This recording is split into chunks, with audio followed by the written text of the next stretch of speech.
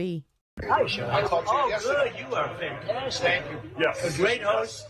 Sean is great. Listen to his show. Absolutely, 95.5. One mic.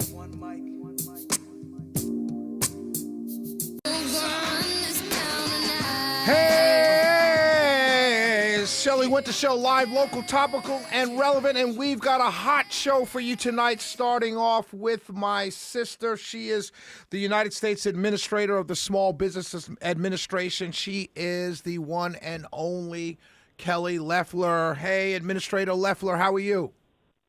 Shelley, it's great to be with you. I'm doing great. How are you? Wonderful, wonderful. I haven't seen you and spoken to you in so long, so it's so good to have you on. So tomorrow, I just want to say one thing. I filled out my form. Maybe you can help me for press credentials for tomorrow. I got denied. So if you can help me with that, it'll be greatly appreciated. But all joking aside, the president's coming tomorrow. He's going to be at a small business tomorrow.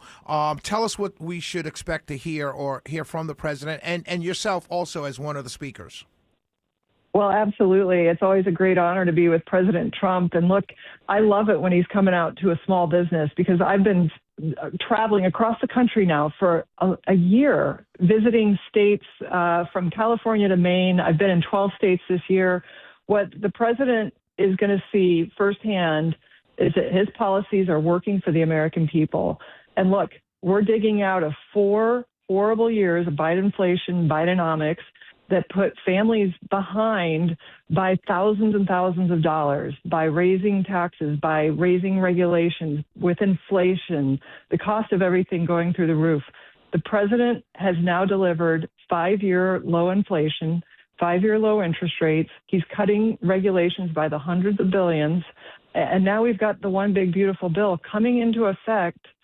So we've got tax refunds coming out now this year as a result of the passage of working family tax cuts, which, no tax on tips, no tax on overtime, no tax on senior, Social Security, expanded child tax credit, small business expensing that's going to create, a manufacturing boom. And that's what we're going to talk about tomorrow. So there's so much to talk about. And just the bottom line is, Shelley, the mainstream media will not talk about it. When you talk about the tax refunds coming, I'm hearing there's been reporting, we've reported here at WSB Radio that people are seeing bigger refunds. Is that a function of the tax cuts, or is that a function of just the government took more of my money than it should have and it's giving me the money back? How do I read that? Well, Shelley, it's an important question. It is because of the Trump tax cuts. And let's be clear. Democrats voted for a $4 trillion tax hike on the American people this summer, every single one of them. So what they voted against when Americans open their tax return refunds, remember, every Democrat voted against you getting that check. They wanted to keep it in the federal government for them and their cronies, the big government spending that the Fed itself, the San Francisco Fed, said the big government spending drove about 45% of the cost of inflation during the Biden administration. So this is about right-sizing the government, shrinking it back down to the right size, putting the American people and free enterprise first. And when you speak tomorrow, is that the message at the rally tomorrow? Is it all economics, or is he going to talk about, or any of the speakers going to speak about any of the other successes like the border, anything like that, or is this going to be solely on the economic picture that we're seeing right now? Well, I can't speak for the president, and Right. He has a huge set of accomplishments to talk through. And frankly, a lot of his accomplishments are going to drive economic growth for this country. Think about closing the border and the billions and billions of dollars that hardworking Georgians were having to shoulder for illegal criminal aliens that were coming in and committing crimes. So what we're doing right now is drawing the line between the Trump agenda and the economic benefits for the American people. So you close the border, you cut the prices of housing and education and healthcare, but you also make sure that the jobs are there for hardworking Americans who want those jobs. And look what happened in January. We blew away the jobs expectations, 133,000 new jobs creating, a lot in construction. That means shovels are going in dirt. We're building Made in America. manufacturing again. And so these policies are all connected. And I'm certainly going to be talking about the economy because that's what I do every day when I talk with small businesses. Look, they care about the economy because they care about their employees. They want to be able to provide health care. They want to be able to hire more and grow. But under Bidenomics, it was pretty painful for Main Street, and the data bore that out. When tomorrow's event is at a small business, I think it has 100 or so employees. What is their story? Are they growing? Is that because I know it's a steel manufacturing plant. Have the tariffs hurt them? Are they rebounding from that? Can you tell us a little bit about their story and why this event is at that location? Well, this particular steel manufacturer is indeed a small business who's growing and investing thanks to the One Big Beautiful Bill. So when you make tax cuts permanent, when small businesses have certainty about their future tax rate for the first time, I mean, think about big corporations. They always know their tax rate. They had tax rate certainty. But Democrats voted to raise taxes on small businesses and remove the 20% pass-through deduction. President Trump said, no, we're going to make sure that 20% pass-through is made permanent, and we're going to supercharge the depreciation, the accelerated depreciation for investments in plant and equipment, R&D. We're going to bring research and development back here from overseas. So people are investing, and if you heard the president at our last cabinet meeting, the United States has now passed Japan in steel production for the first time in decades. And so it's already coming back. And yes, it takes time, but it's just one example of economic policies of fair trade, low taxes, low regulation.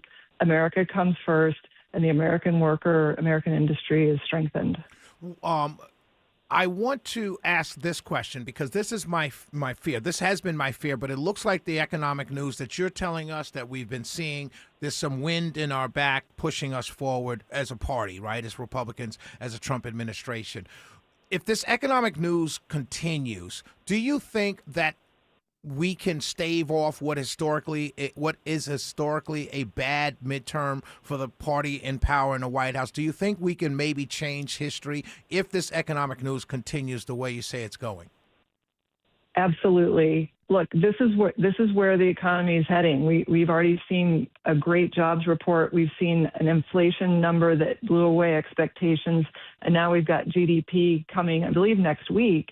And so when the economic indicators start to turn the corner, what does that mean? It means families have more money in their paycheck. They have more certainty about their jobs.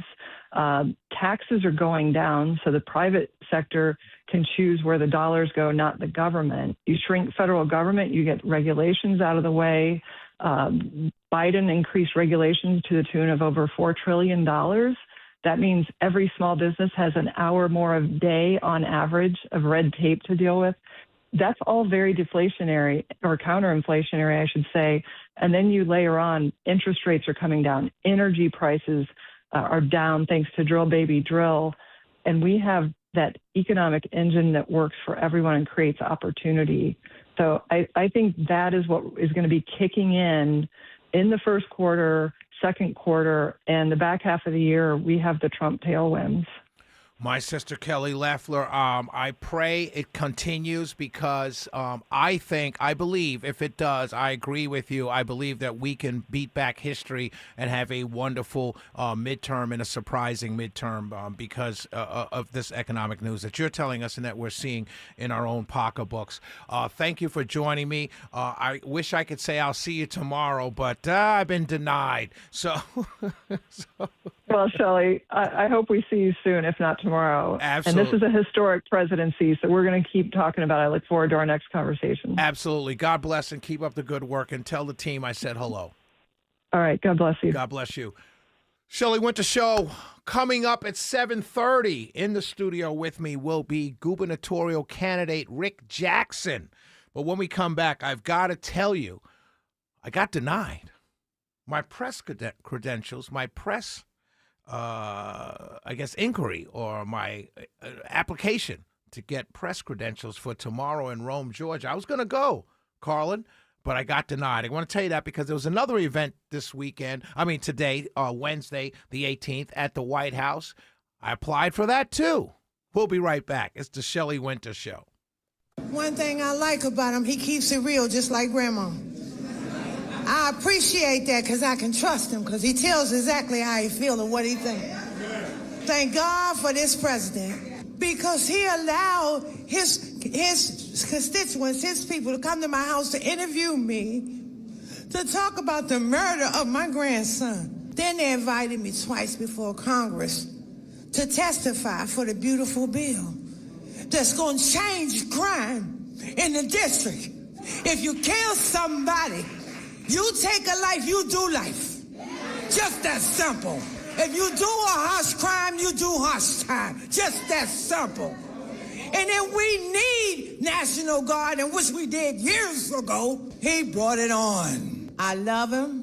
I don't want to hear nothing you got to say about that racist stuff. And don't be looking at me on the news hating on me because I'm standing up for somebody that deserves to be standing up for. Get off the man's back. Let him do his job. He's doing the right thing. Back up off of him. And Grandma said it.